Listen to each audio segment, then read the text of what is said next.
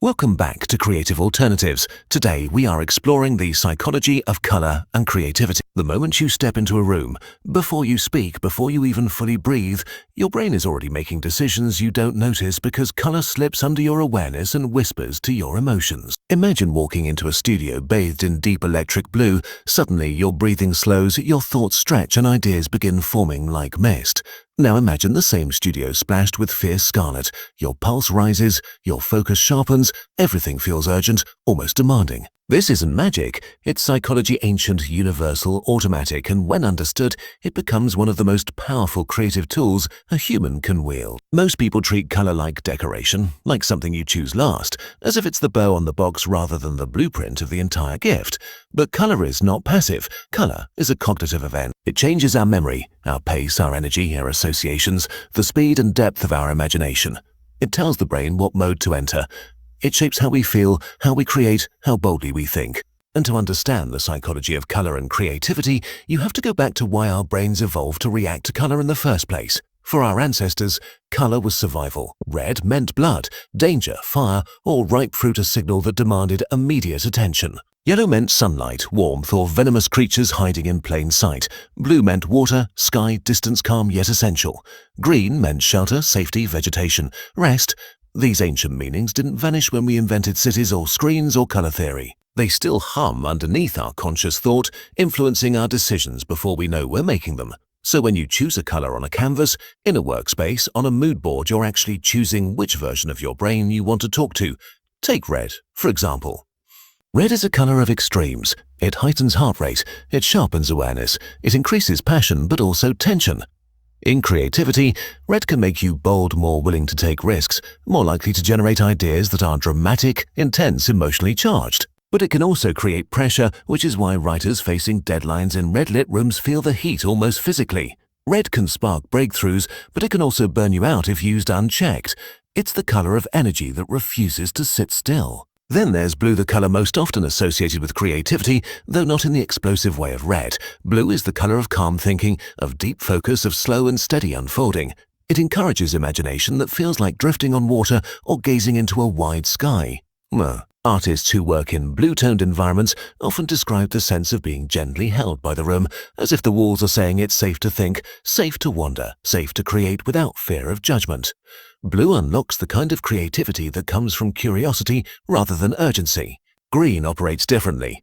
Green is restoration. It resets the brain. Studies show that even glancing at something green, a plant, a landscape, even a green screensaver can boost creative thinking. Why? Because green tells the nervous system that there is safety, stability, resources. It lowers the inner guard. It opens the mind. Creativity requires vulnerability, and green removes the hidden emotional defenses that block new ideas. It's the color of psychological oxygen. Yellow, on the other hand, embodies mental brightness. It's stimulation without aggression.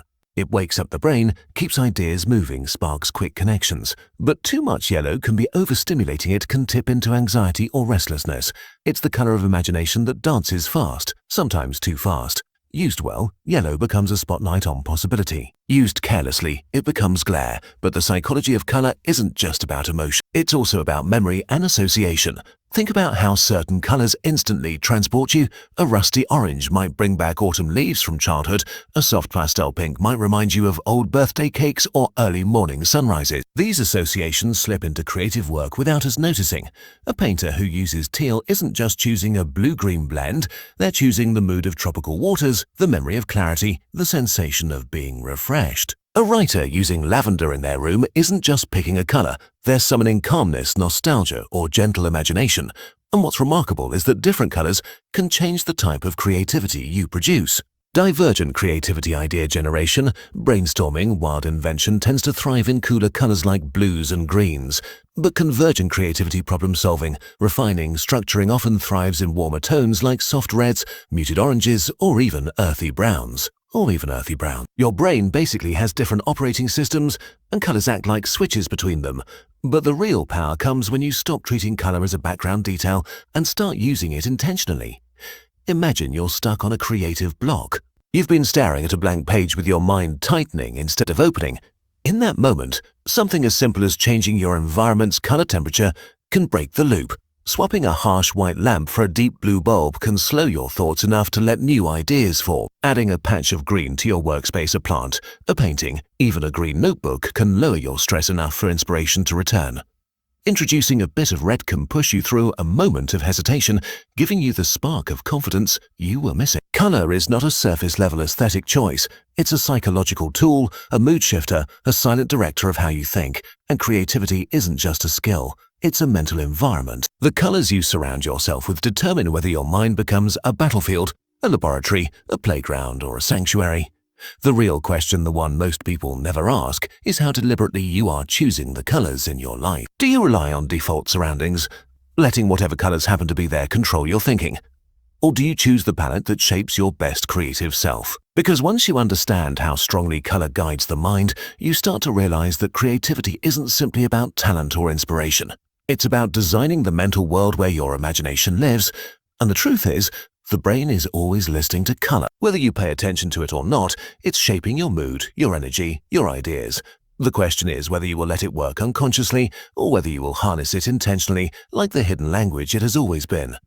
Before a creative idea becomes words or images or movement, it starts as a feeling, an internal shift in energy, a subtle rise in excitement, a loosening of mental boundaries.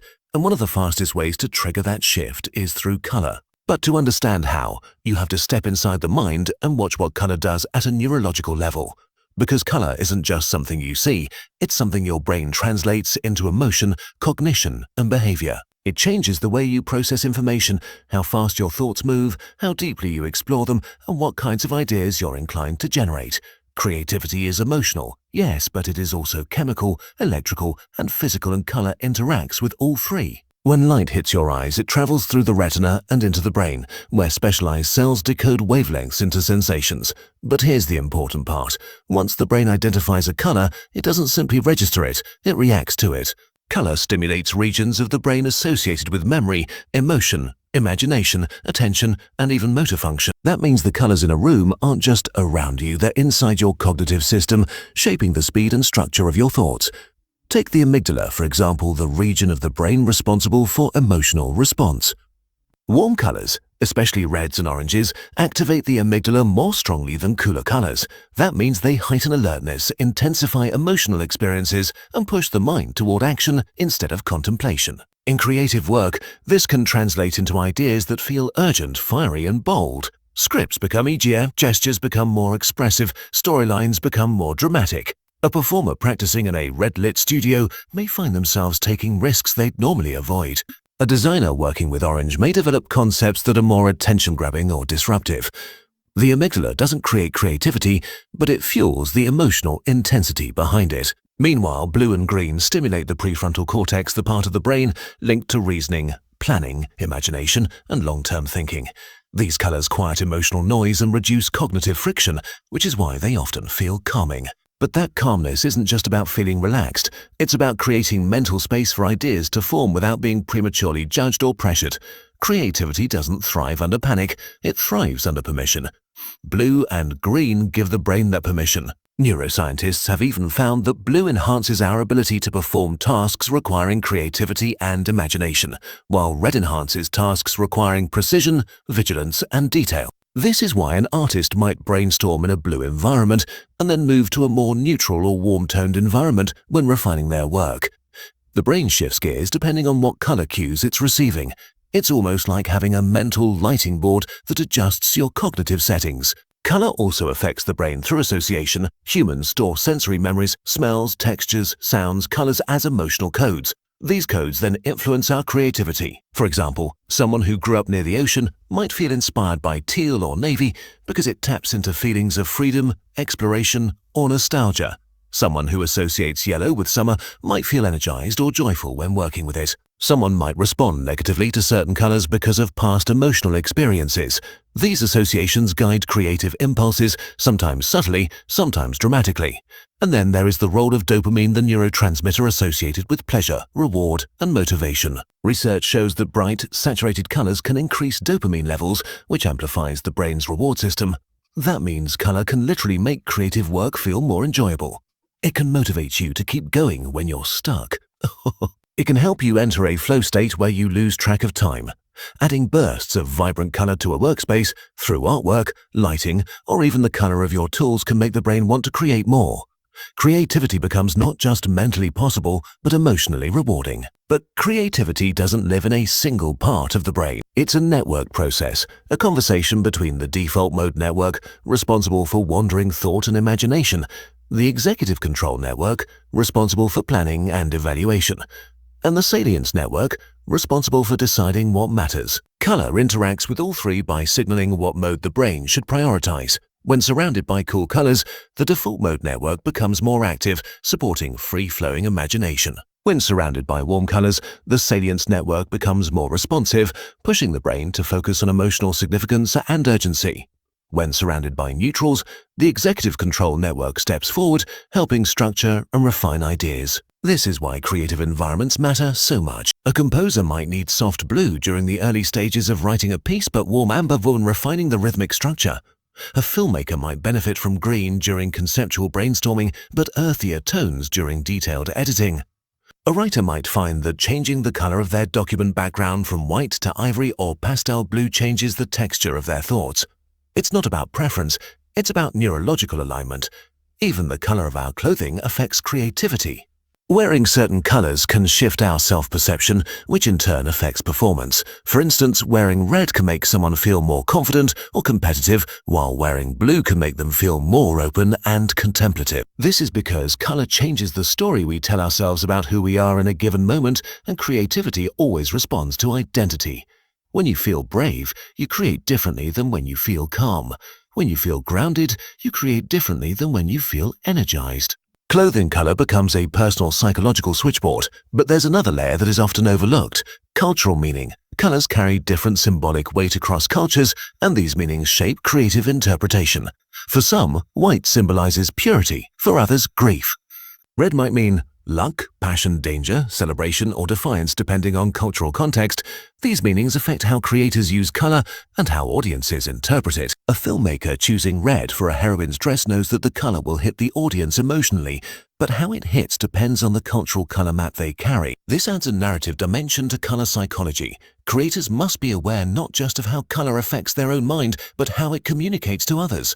And then there is the rhythm of light. Natural daylight shifts color temperature through the day from cool in the morning to warm in the evening, and creative energy often follows these shifts. Many people feel more imaginative during cooler morning light and more focused or reflective during warmer afternoon tones. Hence, artificial lighting can mimic or override these patterns. A cool white bulb can keep you mentally alert at night, while a warm amber lamp can soften your thoughts during stressful moments. Light is color, and color is information. What becomes clear is that the psychology of color isn't a matter of superstition or preference. It's biology, memory, culture, and perception working together. It shapes creativity not by forcing ideas, but by nudging the brain into the right state to explore them. When you understand how color interacts with the mind, you stop treating creativity as a mysterious, unreliable force. Instead, you see it as something you can influence, guide, and enhance simply by changing the wavelengths that surround you. You don't notice it happening, but every time you walk into a space, your creativity either expands or contracts depending on the colors around you. A blank white room can feel like infinite possibility or like emptiness. A bold red room can feel like power or pressure. A soft blue room can feel freeing or cold. Creativity depends not just on the colors themselves, but on how intentionally they are used. And if you want to elevate your creative output, your environment, your habits, and even your digital spaces must be designed with color psychology in mind. This isn't about aesthetics or style. This is about building a system that supports the kind of thinking you want to do. Color becomes strategy. Start with the spaces where creativity actually happens. Most people assume creativity requires inspiration, but inspiration is often a byproduct of environment. If you surround yourself with colors that overstimulate you, your thoughts scatter. Surround yourself with colors that drain you, your ideas stall. Surround yourself with colors that align with your creative process, your mind opens like a door. This means choosing color intentionally for the different phases of creativity: exploration, experimentation, refinement, and execution. Exploration is the phase where you generate ideas freely without judgment. The colors that support this phase are those that expand mental space: blues, greens, cool purples. These colors reduce cognitive inhibition, allowing your imagination to wander. A brainstorming wall painted with a soft blue tone can make ideas flow more naturally. A green plant placed near your desk can create a microenvironment of calm that encourages mental risk-taking. Even switching your digital workspace to a cool-toned theme can subtly release mental pressure. Exploration thrives on openness, and cool colors whisper to the brain that it is safe to wander. Experimentation, on the other hand, needs a spark warm colors that energize, yellows that stimulate curiosity, oranges that signal enthusiasm. Touches of red that push you to take bold steps, to break patterns, to try something you normally wouldn't. A filmmaker might use a bright orange board for shot concepts to keep the energy high. A choreographer might practice in a studio with warm lighting that amplifies movement. Too much warmth can overwhelm, but just enough can ignite experimentation. This is where creativity becomes kinetic. Refinement requires clarity. You need to see flaws, structure ideas, strengthen weak points. Here, neutral tones, soft greys, beiges, muted browns allow the brain to focus without emotional interference. These colors don't demand attention, they give attention back. They reduce distraction and create mental stillness. Editors often prefer grayscale environments for this reason. Architects sketch in monochrome before introducing color. Writers revise drafts in clean, neutral spaces where their brains can pick up details without emotional static. Refinement is surgical, and neutral colors steady the hand. Execution demands confidence and focus. You need a color environment that keeps you grounded but energized, not too cool, not too warm. Many creators use a dual approach, a predominantly neutral environment with one strategic accent color. A red object on a desk to maintain drive. A yellow lamp to maintain alertness. A blue chair to maintain calm under pressure. These accents act like psychological anchors. They support momentum without overwhelming the senses. Execution is a marathon, not a sprint, and balanced colors help maintain long-term creative stamina. But color psychology extends beyond physical environments. It shapes digital creativity too. The average creative professional spends more hours in digital spaces than physical ones, so the colors of your screen matter. Wallpaper, document background, app interface, they are all color cues. A poet using a warm-toned writing app might find their language becomes more emotional. A designer sketching on a cool-toned interface might produce cleaner, softer concepts. A video editor working in a dark, neutral user interface might stay focused for longer periods. This is why creative software often defaults to neutral or dark modes. They reduce cognitive load, so you can focus on the content instead of the interface. Even color rituals can impact creativity. A ritual is a repeated action that tells your brain it's time to create now. Adding color to that ritual can enhance its power. Lighting a soft blue lamp each time you begin writing can train your brain to enter creative mode. Wearing a particular color during brainstorming sessions can cue imagination. Using color-coded notebooks for different creative tasks can help your brain switch states efficiently. Over time, these signals become automatic. Your brain begins creating before you consciously start. Color also shapes collaboration. Creative teams often struggle because different individuals require different color environments to thrive. One person might do their best thinking in a calm blue setting, while another needs warm yellows to stay engaged. A team meeting in a neutral space with adjustable color lighting gives everyone the flexibility to shift the mood depending on the task. Want rapid ideas? Turn the room cooler. Need decisive choices? Shift it warmer. Need careful critique? Set the lighting to neutral tones. Color isn't decoration here, it's a dynamic tool for managing collective creativity. But perhaps the most overlooked application of color psychology is emotional resilience. Creativity requires vulnerability. It requires facing uncertainty, self-doubt, rejection, and the fear of failure. Color can protect you emotionally while you create. Soft greens and blues soothe the nervous system, making it easier to face creative challenges without shutting down. Warm tones can break you out of paralysis when fear stops you from starting. Neutral tones can calm perfectionism by reducing sensory pressure. Color becomes a form of emotional regulation, a way to steady yourself so you can continue making things even when it's hard. There is also the matter of personal color identity. Every creator has a palette that aligns with their inner creative rhythm. For some, creativity is quiet and internal, and cool tones feel like home. For others, creativity is fire, and warm tones amplify their natural expression. Identifying your personal creative palette can transform your productivity. Pay attention to when you feel the most alive while creating. What colors are present? What colors drain you? What colors make you restless or energized? Creativity isn't one size fits all, neither is color. And then comes the final insight. Color is not fixed. It shifts with your mood, your project, your season of life. A novelist might use blue during the writing of one book and red during another. A painter might find that their palette changes as their emotional world evolves. A musician might switch from cool rehearsal spaces to warm performance spaces depending on the energy they want to channel. Color is fluid, and so is creativity. Once you understand how they dance together, you can choreograph that dance intentionally. Most people hope creativity will strike like lightning, but lightning depends on conditions, on the atmosphere, the charge, the environment. Color is part of that environment. It prepares the mind, shapes emotion, signals possibility, and supports courage. When you master the psychology of color, you no longer wait for creativity to visit. You build a world where creativity feels invited, welcomed, and free. If you design your colors with intention, you design your creativity with purpose. And once you experience that control, you never go back to randomness again.